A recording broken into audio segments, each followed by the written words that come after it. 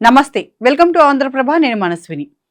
Rahul Gandhi parliament వేదికగా మరోసారి China narrative అందుకున్నారు. ఆ దేశానికి వంతపాడేలా, మన ఆర్మీ బలగాలను కించపరిచేలా గల్వాన్ విషయాన్ని బయటకు తెచ్చారు. ఆ ప్రాంతంలో చైనా భారత్ను ఆక్రమించిందని చెప్పారు. ఈ విషయాన్ని ఆర్మీ మాజీ చీఫ్ ముకుంద్ నరవానే తన పుస్తకమైన 4 స్టార్స్ ఆఫ్ డెస్టినీలో ప్రచురించారని అన్నారు. మోదీ ప్రభుత్వం హయాంలో చైనా మన దేశ భూభాగాలను కబ్జా చేస్తోందని ఆరోపించారు. అయితే రాహుల్ గాంధీ చేసిన ఈ ఆరోపణల్లో నిజమెంత? నిజంగానే చైనా మన దేశాన్ని ఆక్రమించిందా? ఈ విషయంపై ఆర్మీ చెబుతున్నదేంటి? ఒకవేళ ఈ వ్యాఖ్యలు అబద్ధమైతే రాహుల్ గాంధీ పనిగట్టుకొని పార్లమెంట్లో ఈ వ్యాఖ్యలు ఎందుకు చేసినట్లు అనే విషయాలు తెలుసుకుందాం.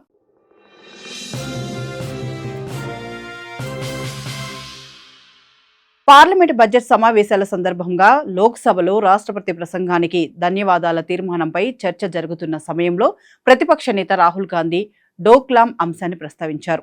ఆర్మీ మాజీ చీఫ్ ముకుంద్ నరావే రాసిన పుస్తకంలోని ఓ వాక్యాన్ని ఊటంకిస్తూ చైనా డోక్లాంను ఆక్రమించిందని అన్నారు. ఈ విషయంలో భారత్ సైలెంట్ గా ఎందుకుందన్నారు. ఏకంగా ఆర్మీ మాజీ చీఫ్ చెప్పినా ప్రభుత్వం దీన్ని నమ్మడం లేదని ఆరోపించారు. అయితే రాహుల్ గాంధీ ఈ అంశాన్ని ప్రస్తావించడంపై లోక్సభ స్పీకర్ ఓం బిర్లా అభ్యంతరం వ్యక్తం చేశారు. రాహుల్ గాంధీ చెప్పిన పుస్తకం ఎక్కడ ఉందని స్పీకర్ ప్రశ్నించారు. రూల్స్ అతిక్రమించవద్దని, పుస్తకం ప్రామాణికత చెప్పాలని పేర్కొన్నారు. సభలో పేపర్ కటింగ్స్, ప్లకార్డులు, ఫ్లెక్సీలు ప్రదర్శించడం నిషేధమని స్పీకర్ వ్యాఖ్యానించారు. సబ్జెక్టు మాట్లాడాలంటూ రాహుల్ గాంధీ మైక్ కట్ చేయడంతో కాంగ్రెస్ సహా ప్రతిపక్ష ఎంపీలు తమ సీట్ల నుంచి లేచి నిరసన తెలిపారు. నిజానికి రాహుల్ గాంధీ చెప్పిన ఆ పుస్తకం ఇప్పటికీ పబ్లిష్ కాలేదు, అంటే బాహ్య ప్రపంచంలో లేదన్నమాట. అలాంటి పుస్తకాన్ని తీసుకువచ్చి ఎలా ప్రదర్శిస్తారన్నదే ఇక్కడ ప్రధాన ప్రశ్న. స్పీకర్ మైక్ కట్ చేసిన తర్వాత లోక్సభలో గందరగోళం నెలకొంది. ఆ తర్వాత మళ్లీ మాట్లాడుతూ కేంద్రం నుంచి ఏదో ఒక సమాధానం వస్తుందనే తాను ఈ అంశాన్ని ప్రస్తావించానని రాహుల్ గాంధీ తెలిపారు. ఈ సందర్భంగా పుస్తకం ప్రామాణికత ఏంటో చెప్పాలని స్పీకర్ ప్రశ్నించగా ఆ పుస్తకాన్ని విడుదల చేయకుండా అడ్డుకుంటున్నారని రాహుల్ గాంధీ ఆరోపించారు. దీంతో స్పీకర్ రాహుల్ గాంధీ మధ్య వాగ్వాదం చోటు చేసుకుంది. రాహుల్ గాంధీ మాత్రం వారిని అంతగా భయపెడుతున్నది అందులో ఏముంది? ఒకవేళ భయపడకపోతే తనను చదవడానికి అనుమతించాలని అన్నారు. రాహుల్ మాట్లాడుతుండగా రక్షణ మంత్రి రాజ్నాథ్ సింగ్ జోక్యం చేసుకున్నారు. రాహుల్ గాంధీ ఊటంకిస్తున్న పుస్తకాన్ని సభ ముందు ఉంచాలని తాను కోరుతున్నానని చెప్పారు. ప్రస్తుతం ఆ పుస్తకం బాహ్య ప్రపంచంలో లేదు కాబట్టి అందులో నిజంగానే ఆయన చేసిన వ్యాఖ్యలు ఉన్నాయా, లేకపోతే వాటిని వక్రీకరించారా అన్నది తెలియాలంటే పుస్తకాన్ని సభ ముందు ఉంచాల్సిందే అంటూ డిమాండ్ చేశారు. అయితే సభలో పేపర్లు, పుస్తకాలు చదవద్దు అంటూ అధికార పక్షం అభ్యంతరం వ్యక్తం చేసింది. ఈ చైనా నెరేటివ్ కు జస్ట్ రాహుల్ గాంధీ మాత్రమే కాదు, విపక్ష పార్టీల ఎంపీలందరూ మద్దతిచ్చారు. ముఖ్యంగా సమాజ్వాదీ పార్టీ అధ్యక్షుడు అఖిలేష్ యాదవ్ స్పందిస్తూ చైనాకు సంబంధించిన ఈ అంశం చాలా సున్నితమైందని, లోక్సభలో ప్రతిపక్ష నేతను మాట్లాడటానికి అనుమతించాలని కోరారు. రాహుల్ గాంధీ పదే పదే చైనీస్ ట్యాంకులో అనే పదాన్ని పలకడాన్ని సభలోని దాదాపు ప్రతి బీజేపీ నాయకుడు వ్యతిరేకించారు. అయితే రాహుల్ గాంధీ ఈ వ్యాఖ్యలు చేయడానికి సరిగ్గా ఒక్కరోజు ముందు ది కారవాన్ అనే విదేశీ పత్రిక ఓ ఆర్టికల్ ను రాసుకొచ్చింది. అందులో ఇంకా పబ్లిష్ కాని బుక్ కు సంబంధించి ఈ వ్యాఖ్యలు చేసింది. మరుసటి రోజే విపక్ష నాయకుడు పార్లమెంట్లో ఈ అంశాన్ని ప్రస్తావించారంటే ఇదంతా ఒక అజెండాలో భాగంగానే జరిగిందని అర్థం చేసుకోవచ్చు.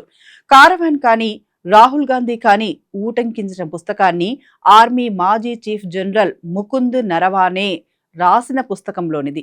అయితే 2020లో నరవానే అనేక ఇంటర్వ్యూలో ఈ విషయాలను స్పష్టంగా వెల్లడించారు. భారత్ ఒక్క ఇంచును కూడా పోగొట్టుకోలేదని చెప్పారు. 1979 తర్వాత చైనా మొదటిసారి భారత్ను ఎదుర్కోలేకపోయిందని, మొదటిసారి వెనక్కు పారిపోయిందంటున్నారు. అంటే అప్పుడే భారత్కు సంబంధించి ఒక్క ఇంచు కూడా కోల్పోలేదని స్పష్టం చేశారు. కానీ ఇప్పుడు రాహుల్ గాంధీ మాత్రం ఆయన పుస్తకాన్ని ఊటంకిస్తూ ఇలాంటి వ్యాఖ్యలు చేశారంటే ఆశ్చర్యం వేస్తుంది. అందుకే రాజ్నాథ్ సింగ్ ఆ పుస్తకాన్ని చూపించి మాట్లాడాలని హితవు పలికారు. నిజానికి భారత భూభాగాన్ని వదులుకున్న పార్టీ ఏదైనా ఉందంటే అది కాంగ్రెస్ అని చెప్పుకోవచ్చు. 1962 ఇండో చైనా యుద్ధం వచ్చే వరకు నెహ్రూ హిందీ చీనీబాయ్ అనే నినాదాలిచ్చారు. ఈ దేశంలోని ప్రజలకు భారత్పై ఎంత ప్రేమ ఉందో లేదో తెలియదు, కానీ చైనాపై మాత్రం ప్రేమను పెంచుకునేలా ప్రయత్నించారు. ఆ దేశానికి భారత్లో ఒక అంబాసిడర్గా నెహ్రూ పనిచేశారు. దీన్నే అలుసుగా తీసుకొని చైనా మన దేశంపై యుద్ధానికి దిగింది. ఆ సమయంలోనూ సరిగ్గా స్పందించి ఉంటే మన దేశం గెలిచేది. కానీ నెహ్రూ అసమర్థత వల్ల యుద్ధంలో ఓడిపోయాం.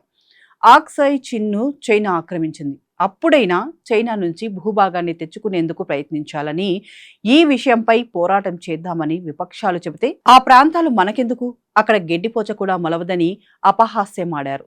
తద్వారా ఇప్పటికీ ఆ ప్రాంతాలు చైనా ఆక్రమణలోనే ఉండిపోయాయి. మరి ఈ విషయంపై రాహుల్ గాంధీ ఏమంటారన్నదే ఇక్కడ ప్రధాన ప్రశ్న. కాంగ్రెస్ హయాంలో చైనా భూములను ఆక్రమించుకున్నా పర్వాలేదు, వాటిని మాత్రం తాము పట్టించుకోమంటారా అన్నది ఆయనే చెప్పాలి. రాహుల్ గాంధీ ఎప్పుడు పార్లమెంటు సమావేశాలు వచ్చినా ఏదో ఒక విదేశీ నెరేటివ్ ను ముందుకు తీసుకువస్తుంటారు. సరిగ్గా ఈ దేశంలో పార్లమెంటు సమావేశాలు మొదలు అవుతాయనగా ఏదో ఒక పత్రిక వ్యాసాన్ని రాస్తుంది. రెఫెల్, అదానీ, హిండెన్బర్గ్ వంటి నెరేటివ్లు ఈ పత్రికల ఆధారంగానే క్రియేట్ అయ్యాయి. ఇప్పుడు కూడా బడ్జెట్ ఎన్నికలు రాగానే ది కారవాన్ అనే మ్యాగజైన్ ఓ ఊహాజనితమైన ఆర్టికల్ను రాయడం, దాన్ని తీసుకువచ్చి రాహుల్ గాంధీ పార్లమెంట్ను స్తంభింప చేయాలని అనుకున్నాడని చూస్తుంటే విదేశీ నెరేటివ్లను రాహుల్ గాంధీ ఎంతగా ఫాలో అవుతున్నారో అర్థం చేసుకోవచ్చు. అందులోనూ చైనా కమ్యూనిస్టు పార్టీ 2008లో కాంగ్రెస్ పార్టీతో రహస్య ఒప్పందం కుదుర్చుకుంది. ఇప్పటికీ కాంగ్రెస్ పార్టీ ఆ ఒప్పందంలో ఏముందో చెప్పలేదు. ఈ ఒప్పందం తర్వాతే మన దేశంలో చైనాకు భారీగా మార్కెట్ను అందించాం. తద్వారా మన దేశంలో చైనా చీపు వస్తువులు వచ్చి చేరి ఈ దేశ ఆర్థిక వృద్ధిని మందగించేలా చేసింది. చీప్ వస్తువులతో మన కుటీర పరిశ్రమలు పోటీ పడలేక ఈ దేశంలో చిన్న చిన్న కుటీర పరిశ్రమలన్నీ కుదేలైపోవడానికి ఈ రహస్య ఒప్పందమే కారణం. మరి ఇప్పటికీ ఆ ఒప్పందాన్ని కాంగ్రెస్ ఫాలో అవుతుందా? అందులో భాగంగానే ఇలాంటి నెరేటివ్ను తీసుకువచ్చారా అన్నదే సందేహంగా మారింది. మరి ఈ విషయాలపై కాంగ్రెస్ ఏమంటుందో తెలియాల్సి ఉంది. నిజానికి ప్రస్తుతం మోదీ ప్రభుత్వంలో దేశ భద్రత బేషుగ్గా ఉందన్నది విశ్లేషకుల మాట. మరి రాహుల్ గాంధీ ఇప్పటికైనా ఈ విషయాన్ని అర్థం చేసుకుంటారా, లేకపోతే ఇలాంటి అసత్య ఆరోపణలతో ఓ అబద్ధపు రాజకీయ నాయకుడిగా ముద్ర వేయించుకుంటారా అన్నది తెలియాలంటే వేచి చూడాల్సిందే.